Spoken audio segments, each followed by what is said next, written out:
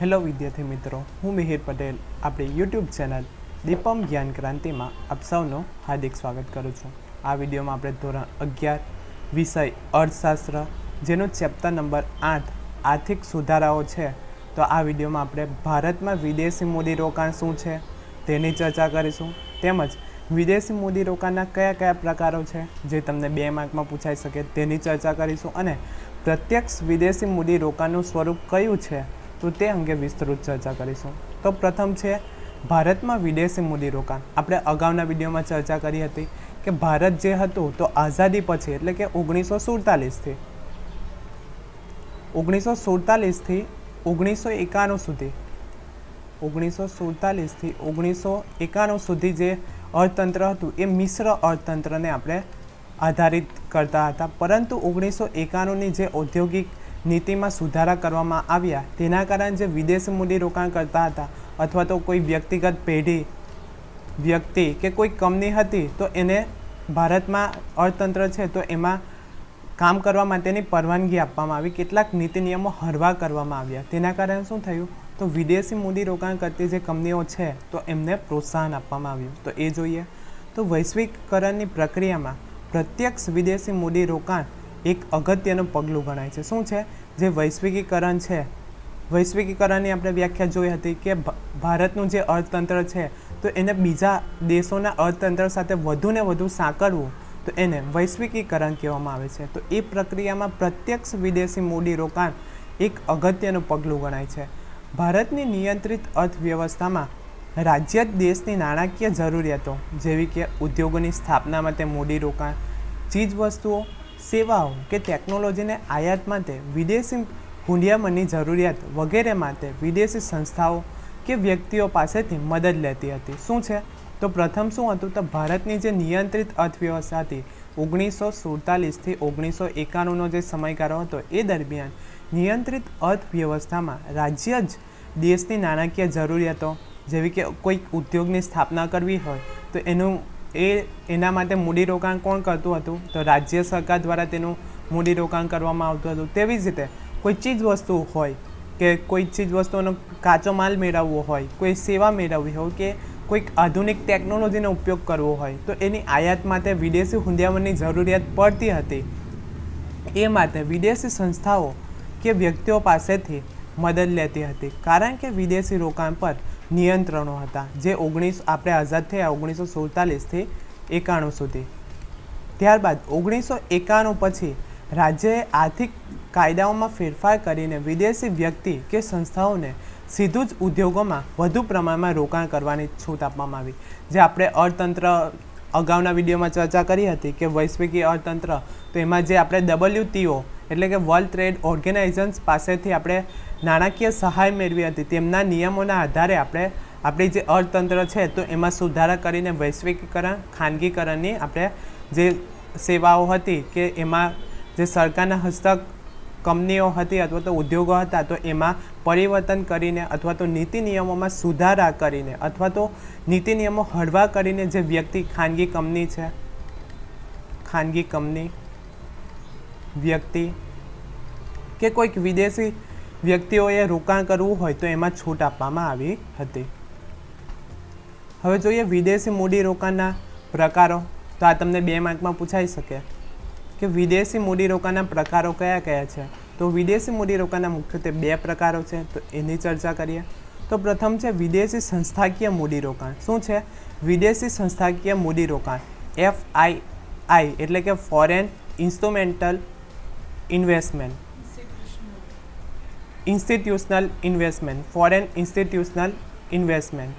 જ્યારે વિદેશી રોકાણકર્તા વસ્તુ કે સેવાના ઉત્પાદનમાં ફેક્ટરી કે ધંધાની સ્થાપના કરવાના બદલે દેશના નાણાં બજાર, મૂડી બજાર, શેર કે બોન્ડની ખરીદી કરીને રોકાણ કરે છે તો તેને વિદેશી સંસ્થાગત રોકાણ કહેવામાં આવે છે. તો આ તમને વ્યાખ્યા તરીકે પૂછાઈ શકે કે વિદેશી સંસ્થાકીય મૂડીરોકાણ એટલે શું? તો શું છે કે જ્યારે કોઈ વિદેશી રોકાણકર્તા વસ્તુ કે સેવાના ઉત્પાદનમાં ફેક્ટરી કે ધંધાની સ્થાપના કરવાના બદલે દેશના નાણાં બજાર, મૂડી બજાર, શેર કે બોન્ડની ખરીદી કરીને રોકાણ કરે તો એને વિદેશી સંસ્થાગત મૂડીરોકાણ કહેવામાં આવે છે. ઉદાહરણ જોઈએ તો કોઈ પ્રીમિયમ છે, મ્યુચ્યુઅલ ફંડ છે, મ્યુચ્યુઅલ ફંડની કોઈ કંપની છે ફોરેન કંપની, તો એ ભારતના અર્થતંત્રમાં રોકાણ કરશે, પરંતુ કેવું રોકાણ કરશે તો એ તે શેર ખરીદશે. તો એ જે શેર ખરીદીને રોકાણ કરે છે તો એને વિદેશી મૂડીરોકાણ કહેવામાં આવે છે. આવી કંપનીઓ વિદેશી સંસ્થાગત રોકાણકર્તા તરીકે રજિસ્ટ્રેશન કરાવવું જરૂરી બને છે. ભારત સરકાર દ્વારા નિર્ધારિત કરેલી માત્રામાં જ આવા રોકાણો કરી શકાય છે. શું છે કે ભારત સરકાર દ્વારા નિર્ધારિત કેટલાક નીતિ નિયમો કરેલા છે, એના આધારે આપણે રોકાણ કરી શકીએ છીએ. મોટાભાગે આવા રોકાણો વિદેશી બેન્કો, વીમા કંપનીઓ, મ્યુચ્યુઅલ ફંડ વગેરે કંપનીઓ દ્વારા થાય છે. તો આ વિદેશી સંસ્થાગત જે મૂડીરોકાણ છે તો એ કઈ વ્યક્તિ દ્વારા થાય છે? તો મોટાભાગની કંપનીઓ હોય છે એ વિદેશી બેન્કોમાં રોકાણ કરે છે, વીમા કંપનીઓમાં રોકાણ કરે છે અને મ્યુચ્યુઅલ ફંડમાં રોકાણ કરે છે. તો આ છે વિદેશી સંસ્થાગત મૂડીરોકાણ. વિદેશી કંપનીઓ જેટલી ઝડપથી શેરમાં બજારમાં નાણું ઠાલવે છે એટલી જ ઝડપથી પાછું પણ ખેંચી શકે છે. માટે દેશના અર્થતંત્રને તે અસ્થિરતાનું જોખમ પણ લાવે છે. એટલે કે કોઈ કંપની છે, ઉદાહરણ લઈએ તો એ કંપની છે તો એ ભારતમાં રોકાણ કરશે. શામાં રોકાણ કરશે? તો શેરમાં કરશે, મ્યુચ્યુઅલ ફંડમાં રોકાણ કરશે કે કોઈ પ્રીમિયમ ભરતી કોઈ કંપની હશે તો એમાં રોકાણ કરશે. હવે એ રોકાણ તો કરે છે, પરંતુ એ જે નાણું ઠલવે છે શેર કે મ્યુચ્યુઅલ ફંડમાં અથવા તો કોઈ પ્રીમિયમમાં નાણું ઠલવે છે, પરંતુ એ એટલું સિક્યોર નથી. જેટલી ઝડપથી એ નાણું એમાં ઠાલવે છે એટલી જ ઝડપથી એ પાછું પણ લઈ લેવાની શક્યતા રહેલી છે. તેથી વિદેશી જે કંપની છે મૂડી રોકાણ કરે છે તો એના કારણે શું થાય છે તો અસ્થિરતાનું જોખમ રહેલું જોવા મળે છે. હવે બીજો પ્રકાર છે પ્રત્યક્ષ વિદેશી મૂડીરોકાણ. એટલે કે પ્રત્યક્ષ વિદેશી મૂડીરોકાણ એટલે શું? તો કોઈ વિદેશી કંપની છે તો એ ભારતમાં રોકાણ કરવા માંગે. તો એ રોકાણ કઈ રીતે કરશે? તો અહીં આવીને કોઈ કંપની શરૂ કરશે, ફેક્ટરી શરૂ કરશે, અને જે ફેક્ટરી શરૂ કરે છે તો એ ભારતના લોકોને મજદૂર તરીકે રાખશે, કામ કરાવશે, અને જે કાચો માલની જરૂર પડશે એ પણ ભારતમાંથી મેળવશે. તો એને કહેવામાં આવે છે પ્રત્યક્ષ વિદેશી મૂડીરોકાણ. તો તેની ચર્ચા કરીએ. તો વૈશ્વિકીકરણ બાદ ભારતમાં વિદેશી કંપનીઓને ઉત્પાદન તથા વેચાણના ક્ષેત્રોમાં સીધું જ રોકાણ કરવા દેવામાં આવે છે, જે પ્રત્યક્ષ વિદેશી મૂડીરોકાણ છે. શું છે કે વૈશ્વિકીકરણ એટલે કે 1991 પછીની જે નીતિ છે તો એ વૈશ્વિકીકરણ બાદ ભારતમાં વિદેશી કંપનીઓને, ઉદાહરણ લઈએ તો અમેરિકા છે તો અમેરિકાની કંપની હવે ઉત્પાદન તથા વેચાણના ક્ષેત્રમાં સીધું જ રોકાણ કરવા માંગે તો તે છે પ્રત્યક્ષ વિદેશી મૂડીરોકાણ.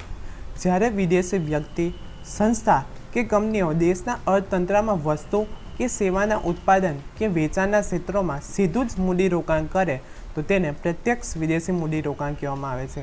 તો આ તમને વ્યાખ્યા તરીકે પૂછાઈ શકે કે પ્રત્યક્ષ વિદેશી મૂડીરોકાણ એટલે શું? તો પ્રત્યક્ષ વિદેશી મૂડીરોકાણ એટલે એવી વિદેશી વ્યક્તિ, સંસ્થા કે કંપનીઓ જે દેશના અર્થતંત્રમાં વસ્તુ કે સેવાના ઉત્પાદન કે વેચાણના ક્ષેત્રોમાં સીધું જ મૂડીરોકાણ કરે તો તેને પ્રત્યક્ષ વિદેશી મૂડીરોકાણ કહેવામાં આવે છે. હવે ઉદાહરણ જોઈએ તો કોઈ મોબાઈલ બનાવતી કંપની છે તો એ મોબાઈલ બનાવતી કંપની ભારતમાં મૂડીરોકાણ કરે છે તો એ શું કરશે? તો ભારતમાં એ કંપની બનાવશે, અથવા તો તે જે ફેક્ટરી છે તો એ ફેક્ટરીમાં મોબાઈલ બનાવશે અને એ મોબાઈલ ભારતમાં વેચશે. તો એને શું કહેવામાં આવે છે? પ્રત્યક્ષ વિદેશી મૂડીરોકાણ. એટલે કે વિદેશી વ્યક્તિ, સંસ્થા કે કોઈ કંપની છે તો એ ભારતમાં આવીને કોઈ કંપની શરૂ કરશે અને એમાં જે કાચા માલની જરૂર પડે છે અથવા તો કોઈ કામદારની જરૂર પડે છે તો એ ભારતમાંથી જ મેળવશે, અને એના માટે જે મૂડીરોકાણ કરવામાં આવે છે તો એને પ્રત્યક્ષ વિદેશી મૂડીરોકાણ કહેવામાં આવે છે. અહીં કંપની, ફેક્ટરી, ઉદ્યોગ ધંધાની તેઓ પોતે સ્થાપના કરે છે અને સીધી ભાગીદારી કરે છે અને સંચાલનમાં પણ કાબૂ મેળવે છે. તો એને પ્રત્યક્ષ વિદેશી મૂડીરોકાણ કહેવામાં આવે છે. હવે જોઈએ પ્રત્યક્ષ વિદેશી મૂડીરોકાણનું સ્વરૂપ શું છે. તો આ તમને શોર્ટ નોટ તરીકે પૂછાઈ શકે તો એ જોઈએ. તો ભારતમાં વિદેશી વ્યક્તિઓ કે નાણાં સંસ્થાઓ દ્વારા સીધું મૂડીરોકાણ કરવામાં આવે છે. તો એનું સ્વરૂપ શું છે તો એ જોઈએ. તો પ્રથમ છે સંસ્થાગત રોકાણના સ્વરૂપમાં હોય છે, સીધા મૂડીરોકાણના સ્વરૂપે હોવાથી તે વધુ સ્થિર રોકાણ ગણાય છે. જે આપણે અગાઉ જોયું અગાઉની સ્લાઇડમાં કે કોઈ પણ સંસ્થા છે તો એ રોકાણ કરે છે તો એ કંપની છે, કોઈ કંપની છે અથવા તો કોઈ વ્યક્તિ દ્વારા રોકાણ કરવામાં આવે છે ભારતમાં, તો એ ભારતમાં શું કરશે તો એ કંપનીની શરૂઆત કરશે.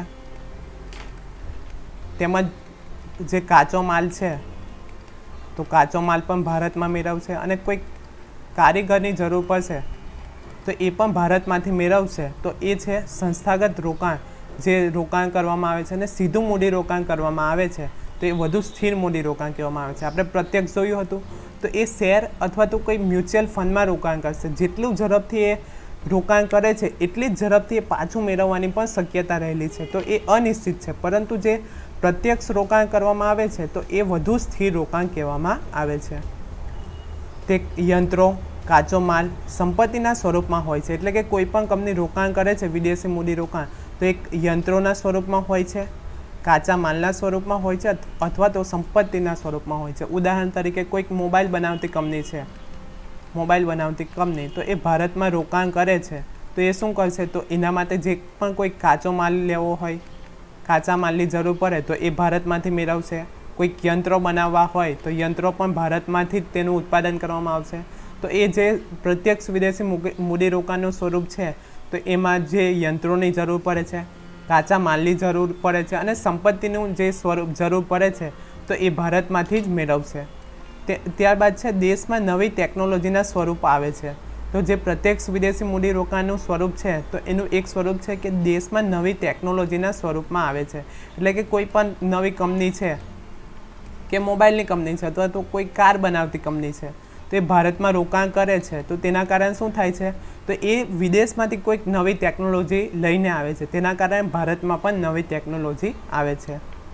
તે કાર્ય સંસ્કૃતિ ઊભી કરે છે. શું છે તો એ કાર્ય સંસ્કૃતિ ઊભી કરે છે. એટલે કે જે કામદારો હોય છે તો એ અલગ અલગ ભાષાના હોઈ શકે છે અથવા તો અલગ અલગ રાજ્યોમાંથી આવે છે તો તેના કારણે શું થાય છે તો અલગ સંસ્કૃતિ ઊભી થવાની પણ શક્યતા રહેલી હોય છે. ભારતમાં તબક્કાવાર વિવિધ આર્થિક ક્ષેત્રોમાં સ્વતંત્રપણે તથા ભારતના રોકાણકારો સાથે મળીને વિદેશી મૂડીરોકાણકારોએ સીધું વિદેશી મૂડીરોકાણ વધાર્યું છે અને ભારતના વિદેશી હુંડિયામણની અનામતોમાં વધારો કર્યો છે. એટલે કે ભારતે તબક્કાવાર ધીમે ધીમે આર્થિક ક્ષેત્રોમાં સ્વતંત્ર રૂપે ભારતના રોકાણકારો સાથે વિદેશી મૂડીરોકાણકર્તાઓ સાથે વિદેશી મૂડીરોકાણ વધાર્યું છે અને તેના કારણે ભારતમાં વિદેશી હુંડિયામણ એટલે કે આવકમાં અનામત રીતે વધારો થતો જોવા મળે છે. આશા રાખું છું કે તમને આ વિડીયોમાં સમજ પડી ગઈ હશે અને જો તમને આ વિડીયો પસંદ પડ્યો હોય તો લાઇક કરો, વધુમાં વધુ શેર કરો અને અમારી ચેનલને સબસ્ક્રાઈબ કરો. Thank you.